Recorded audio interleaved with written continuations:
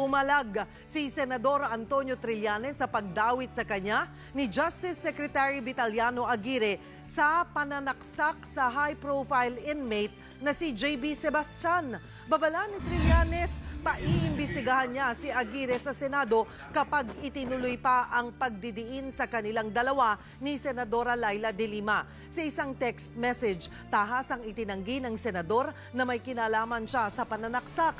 Nangyari ang saksakan sa Bilibid noong Setyembre kung saan nasugatan si Sebastian at 3 pang inmate habang namatay ang drug lord na si Tony Co.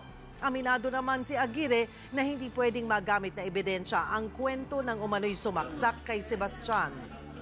Yung Navy officer ang nag-utos sa kanya. Tapos itong dalawa. Parang na-mention doon ang participation ni Trillanes and de Lima.